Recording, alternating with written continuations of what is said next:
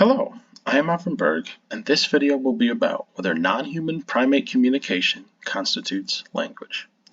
There is, of course, no doubt that primates other than humans communicate, but one of the biggest questions that lies within this intersection between the fields of study of linguistics and animal behaviors is this: do non-human primates have language? So the first step to trying to answer this question will be to define what a language is. And there are several different sources, several different ways of defining it. From the Encyclopedia Britannica, it says that a language is a system of conventional, spoken, manual, signed, or written symbols by means of which human beings, as member of a social group and participants in its culture, express themselves. The functions of language include communication, the expression of identity, play, imagination, expression, and emotional release.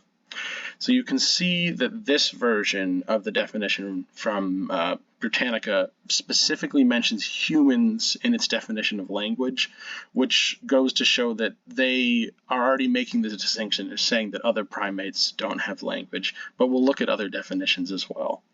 From the Merriam-Webster Dictionary, the words, their pronunciation, and the methods of combining them used and understood by a community. Now, you see that this definition is obviously shorter because it is a dictionary rather than an encyclopedia, but it also, maybe because it's shorter, it doesn't mention humans, and so it leaves more open the possibility of other primates having language. Both of these definitions, however, are maybe not as applicable to this as these are more simple, more cultural definitions. So then my next definition is more linguistic specific.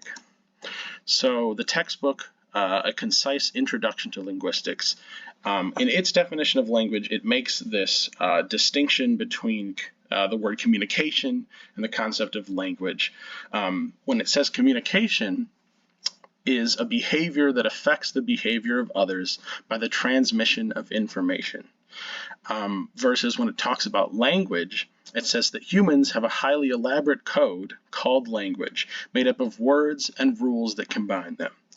So you see that in this definition as well, it separates it into communication, which is what all animals have, or at least most animals have, and language, which is human specific. And so if we're going by this linguistics textbook's definition of language, it's cutting out other primates entirely and saying language is only for humans.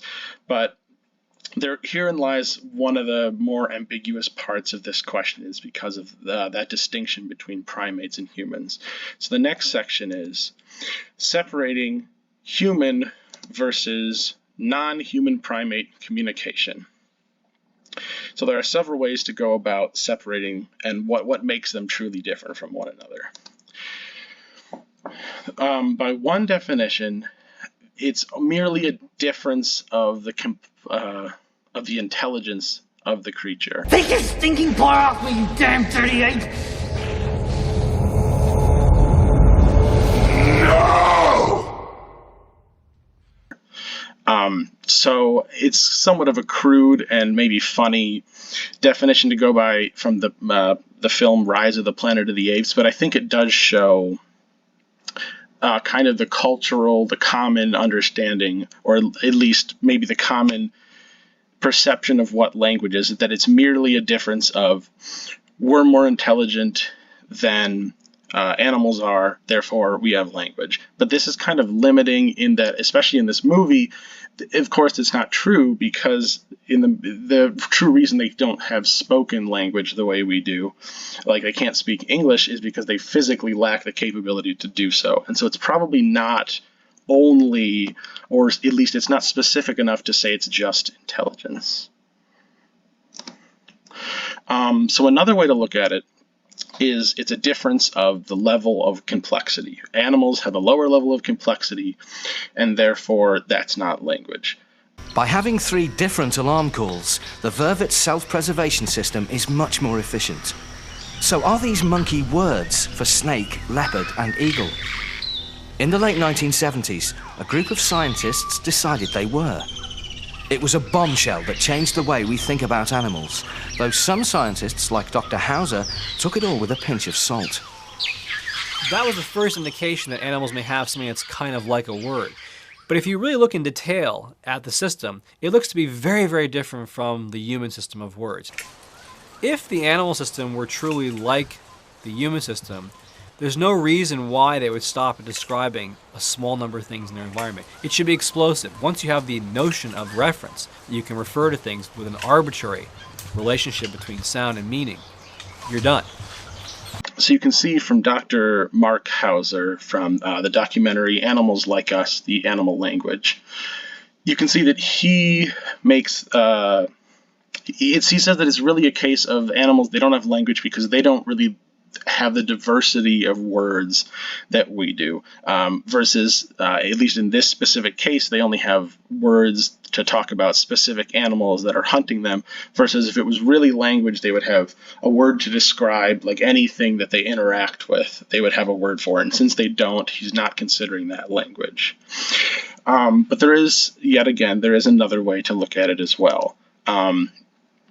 You can see from the paper Primate Calls Human Language and Nonverbal Communication by Robbins Burling, he says, human beings use two fundamentally different forms of communication. One includes language and some other closely related signals, and the other most of our nonverbal communication. This second form of communication resembles the communication system of other primates much more closely than it resembles language, and it should be recognized as the primate communication system of the human species. And so you see his distinction here is verbal versus nonverbal. He is saying that because they don't have this, they don't have anywhere near the complexity in their verbal communication, that's why it's not language. He's saying they just have their body language, their nonverbal communication, and maybe a little bit in tone, versus we have so much that relies on verbal communication, and that is why it's language. He does acknowledge later in the paper sign language and does consider that a language, but he's making the distinction between kind of the general use of language in humans versus like the general use of language in primates. But you can see there's a lot of different ways to look at it. There's a lot of different ways to make the distinction. There's a lot of different ways to define a language, and some of that comes from the fact that it can be difficult to study non-human primate communication because of a couple of things that kind of get in our way of doing that. So in the article that is The Language Void, the Need for Multimodality in Primate Communication Research. So they say, theories of language evolution often draw heavily on comparative evidence of the communicative abilities of extant non-human primates. Many theories have argued exclusively for a unimodal origin of language, usually gestural or vocal. Theories are often strengthened by research on primates that indicates the absence of certain linguistic precursors in the opposing communicative modality.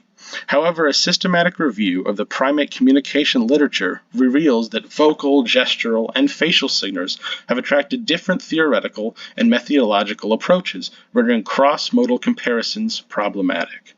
So what they're saying here is a lot of the research that's been done, in this case it's specifically about like the origins of language, like before we had language, when we were less developed primates, where did it come from? But they're saying the issue is when it's often studied in primates, they're trying to say, well, what's the origin of communication? And they're sticking only to saying verbal is what's the origin of language, versus saying vocal is what's the origin of language. And the issue is when doing research, like a research paper that's based off of other sources, you're having some sources that are focusing entirely on one mode of communication, and other research that has focused on just verbal or just.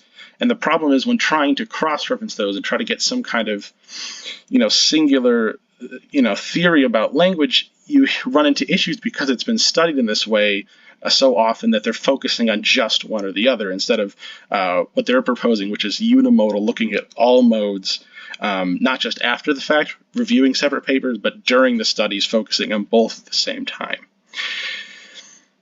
This leads me to my next thing, which is I had a personal communication with Terry Berg, who is somebody who he has just come out with a book called Amalgamated, a personal journey into the social life of two species of primates. So this is a book he self-published about his experience. And when he says two species of primates, he means his experience both with people in his professional life and just his regular life, and his experience with primates, other primates. In this book, he's worked with several, but in this book specifically, he's mentioning green vervet monkeys, which he studied in his time in St. Kitts.